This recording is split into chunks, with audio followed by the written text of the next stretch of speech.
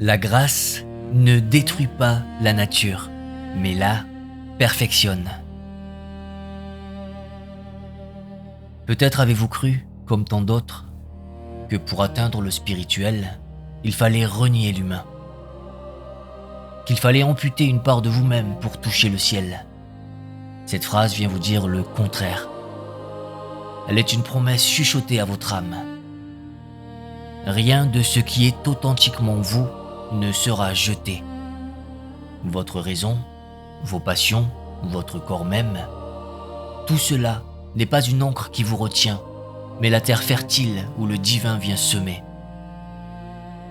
C'est la promesse que la foi et la raison ne sont pas deux forteresses ennemies, mais les deux ailes d'un même oiseau, votre esprit, lui permettant de s'élever enfin vers la lumière de la vérité.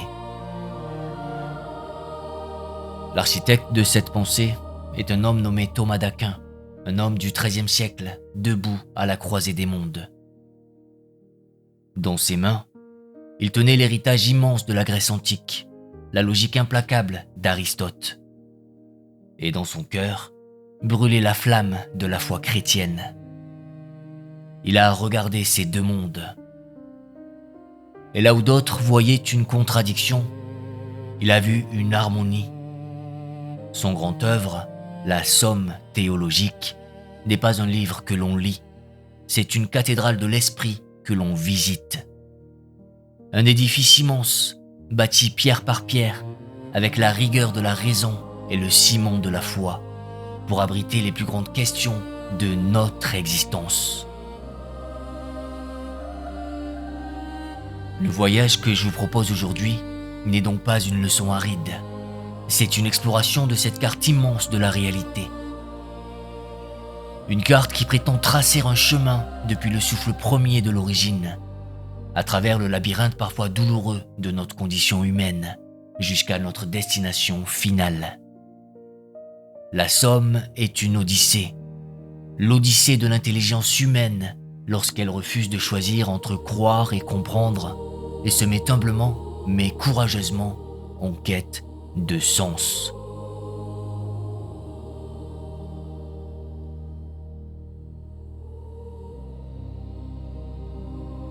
Si vous voulez comprendre un bâtisseur, ne regardez pas seulement la pierre, mais la manière dont il la taille. Pour élever sa cathédrale de pensée, Thomas d'Aquin n'a pas posé des briques d'affirmation. Non, il a creusé des fondations de questions. Son œuvre immense n'est pas une déclaration, c'est un dialogue. Une constellation de plus de 500 questions profondes, offerte à l'univers comme une prière de l'intelligence. Il a compris que la vérité ne se possède pas comme un objet, mais qu'elle se dévoile à celui qui a le courage de l'interroger. Laissez-moi vous guider dans les pas de cette danse de l'esprit, car chaque question suit un rythme, une musique à la fois humble et majestueuse. Et tout commence par une question, simple et directe, comme celle-ci. L'existence de Dieu est-elle évidente par elle-même? Et c'est ici que se révèle sa grandeur. Avant de vous offrir sa lumière, il donne la parole à votre part d'ombre. Il invite vos doutes, votre scepticisme, et leur donne les arguments les plus forts, les plus aiguisés, plus tranchants peut-être, que leurs auteurs ne l'auraient osé. Il ne craint pas la nuit, car il sait que c'est en elle que l'on désire le plus ardemment l'aurore. C'est un acte d'une profonde honnêteté. Vous dire que votre questionnement est légitime, que votre résistance est entendue. Puis, tel un voyageur qui s'oriente aux étoiles, il lève les yeux vers une autorité ancienne, la sagesse des pères ou la clarté d'un philosophe, et il dit doucement, mais au contraire.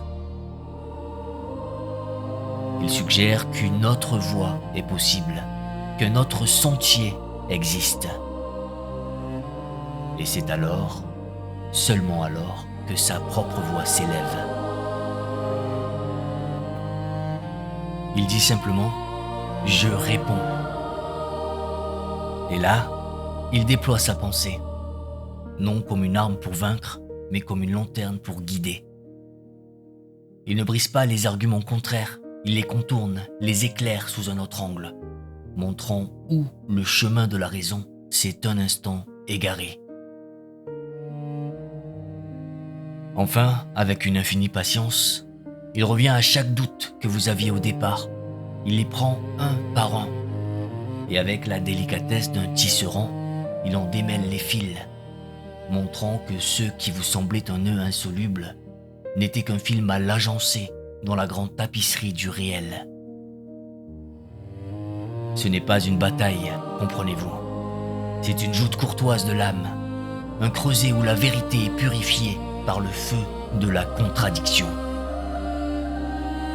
C'est une pensée qui ne craint pas le non, car elle l'utilise pour rendre son oui plus fort et plus lumineux.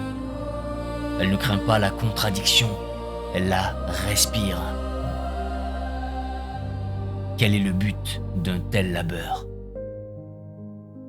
Pourquoi cette danse si précise et exigeante? Saint Thomas d'Aquin nous le confie lui-même. Le but de l'étude n'est pas de savoir ce que les hommes ont pensé, mais bien de connaître la vérité des choses. Il vous invite à un voyage au-delà des opinions. Il vous invite à chercher avec lui, non pas l'écho des voix, mais la vérité elle-même, patiente, silencieuse, qui attend d'être découverte.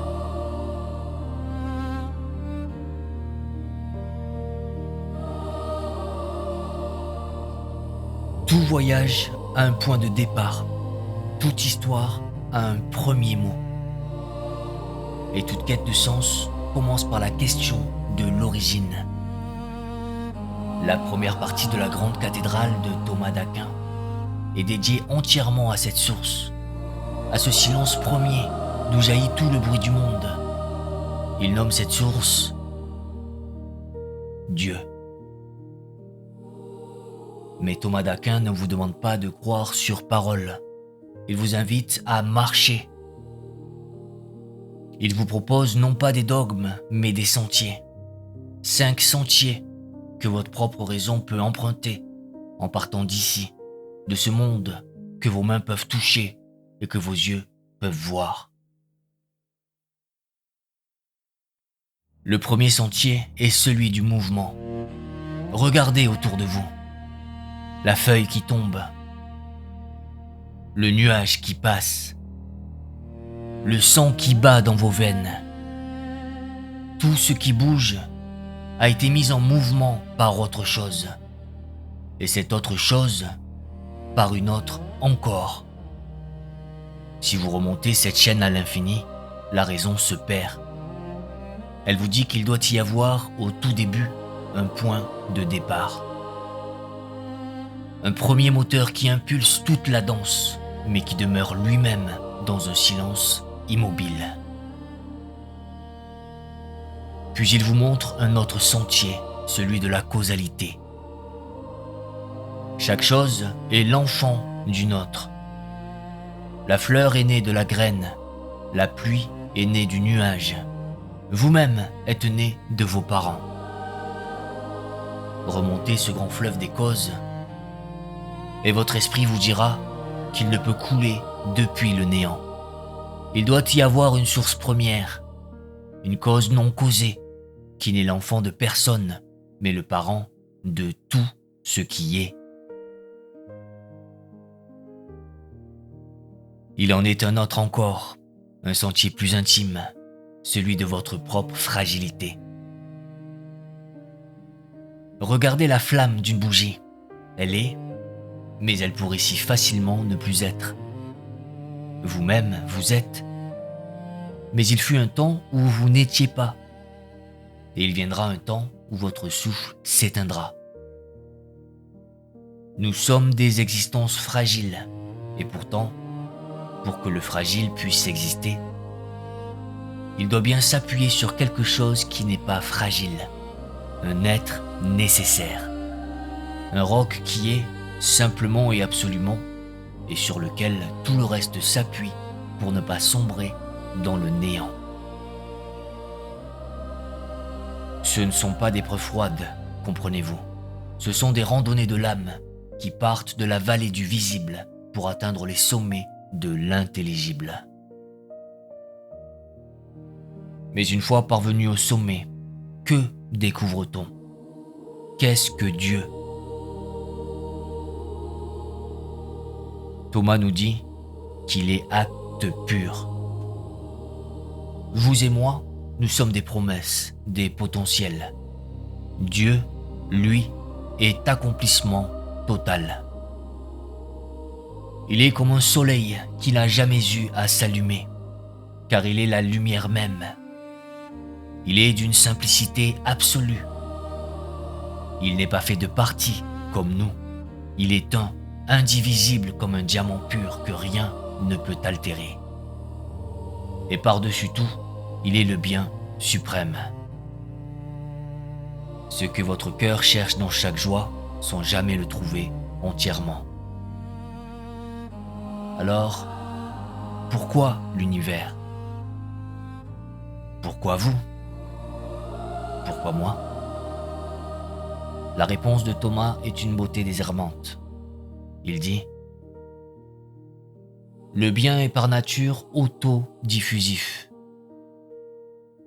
Comme une source trop pleine qui déborde, comme un parfum qui ne peut s'empêcher d'embaumer l'air. La création n'est pas un calcul, ni un caprice. C'est le trop-plein d'amour d'un bien infini. C'est un poème qui s'échappe du silence. L'univers entier est l'écho de sa perfection, le reflet de sa beauté. Et au cœur de ce reflet, il y a vous. Créé, nous dit-il, à l'image et à la ressemblance de Dieu.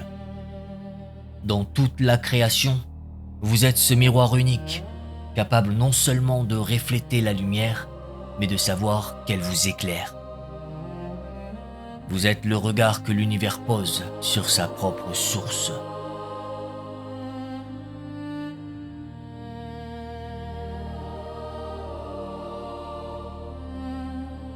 Si le premier voyage était celui du fleuve quittant sa source pour se déverser dans le monde, le second est celui des brumes qui s'élèvent de la mer pour retourner au ciel. Si nous venons de Dieu, comment retournons-nous à lui? La partie la plus vaste, la plus humaine de la cathédrale de Thomas d'Aquin est consacrée à ce pèlerinage de retour. Elle est le grand manuel de l'âme qui cherche son chemin vers la maison. Et quelle est la destination de ce voyage? Quel est le nom de cette demeure? Saint Thomas d'Aquin lui donne un nom que votre cœur connaît bien. Le bonheur. Non pas le plaisir, qui est le bref éclat d'une vague sur le rivage. Non pas la joie, qui est une source jaillissant à vos pieds, puis disparaissant. Il parle d'un bonheur qui ne s'éteint pas. Une paix qui est comme l'océan tout entier, profond et immuable. C'est l'apaisement final de cette soif qui vous habite, cette quête qui anime chacune de vos journées. Ce bonheur parfait, nous dit-il, ne se trouve que dans la contemplation de la source elle-même, dans l'union avec la vérité et le bien absolu. Mais comment voyage-t-on sur un tel chemin? Par nos actes. Chaque choix que vous faites, chaque parole que vous prononcez est un pas sur ce sentier. Et pour ne pas s'égarer, le voyageur a besoin d'une boussole. Cette boussole, c'est la vertu. Et je vous en prie, n'entendez pas ce mot comme une liste de règles froides et de devoirs pesants. Les vertus, pour Thomas, ce sont les muscles de votre âme. Ce sont les compétences du pèlerin, la sagesse du cœur qui apprend, pas à pas, l'art de bien vivre.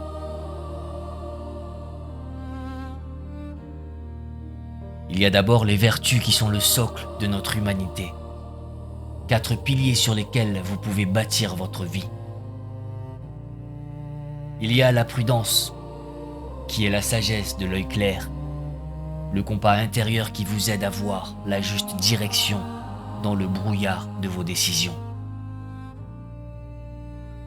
Il y a la justice, qui est la musique de l'harmonie entre les armes, l'art de donner à chacun et à vous-même ce qui lui est dû. Il y a le courage, qui n'est pas l'absence de peur, mais la force de votre cœur lorsqu'il tremble, la flamme qui refuse de s'éteindre dans le vent de l'épreuve. Et il y a la tempérance, qui est la maîtrise douce de soi, l'art du sculpteur qui enlève le superflu pour révéler la beauté de la pierre, la paix d'un lac dont les eaux sont calmes et profondes. Mais vous sentez bien que ces outils, aussi nobles soient-ils, ne suffisent pas pour un voyage dont la destination est l'infini. Le pèlerin est humain et le sommet est divin. C'est pourquoi, nous dit Thomas, d'autres vertus nous sont données, comme des dons tombés du ciel pour nous aider. Il y a la foi, qui n'est pas une croyance aveugle, mais la lumière qui vous permet de voir la destination lointaine, la confiance profonde que le chemin existe, même quand vous ne le voyez pas. Il y a l'espérance, qui est le vent dans les voiles de votre âme, le désir infatigable qui vous tire en avant, la certitude que, malgré les chutes, vous êtes fait pour le sommet. Et puis, il y a la dernière, qui n'est pas une vertu parmi les autres, mais le soleil qui les éclaire toutes. La charité, l'amour, c'est l'énergie même du voyage. La force qui donne vie et sens à toutes les autres vertus. Et pour vous dire l'esprit de toute cette morale, de tout ce chemin, je ne peux trouver de mots plus justes que ceux de saint Thomas d'Aquin lui-même.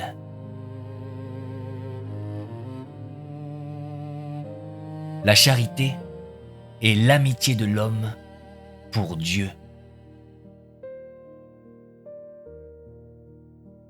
Écoutez la douceur de cette parole. Il ne s'agit pas d'obéir à un maître lointain par peur du châtiment. Il s'agit de cultiver une amitié, une relation vivante, respirante, aimante, avec la source de tout amour. Chaque acte de courage, de justice ou de patience devient alors non plus un effort, mais une expression de cette amitié sacrée. C'est le grand art de devenir pleinement qui vous êtes, en route vers votre demeure.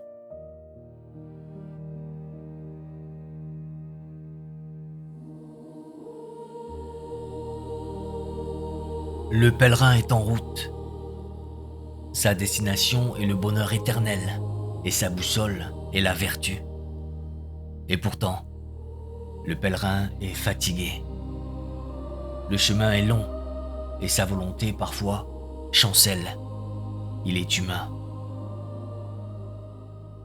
Entre la rive de votre humanité et la rive de l'infini, il y a un abîme que vos seules forces ne sauraient franchir. Le plus grand des courages s'épuise devant une telle distance. C'est ici, au cœur de ce drame silencieux, que la cathédrale de Thomas d'Aquin révèle son arche la plus audacieuse. Il faut un pont. Un pontife, un bâtisseur de ponts. Et ce pont, pour lui, a un visage et un nom. Le Christ. Comprenez bien la beauté de cette architecture. L'abîme sépare le fini de l'infini, le temps de l'éternité. Pour joindre ces deux rives, Le pont doit avoir une pile sur chaque bord. C'est pourquoi, nous dit Thomas, le Christ est la solution parfaite. Parce qu'il est à la fois pleinement Dieu et pleinement homme. Il a posé un pied sur la rive de l'éternité dont il est issu, et l'autre fermement sur la rive de votre temps, de votre chair, de votre fragilité. En lui, le ciel et la terre ne sont plus séparés, ils s'étreignent.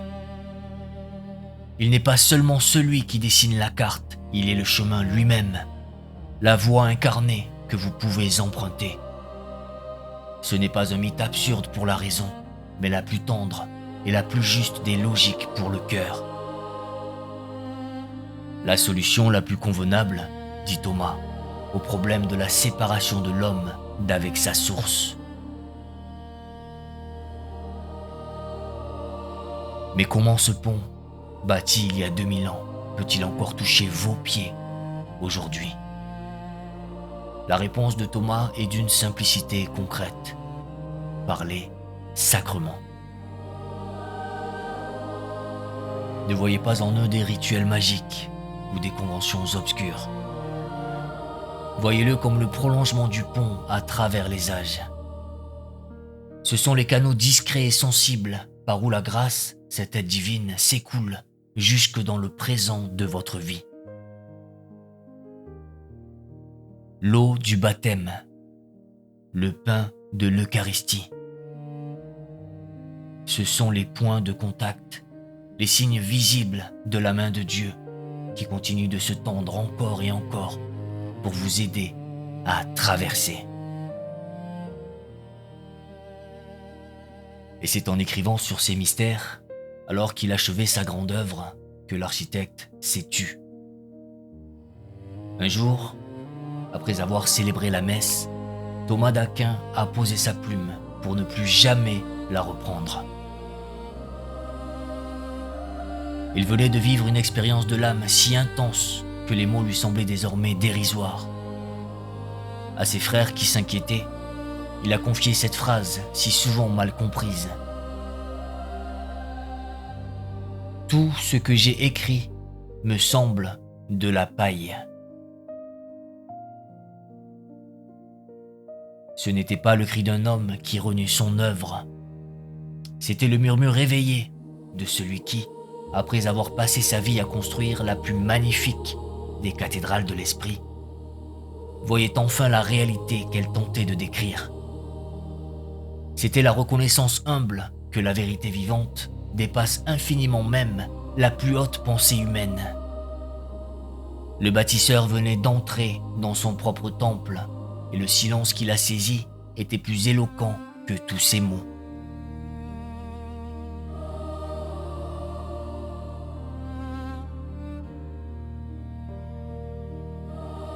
Nous voici au terme de notre visite, au seuil de la grande cathédrale de l'Esprit.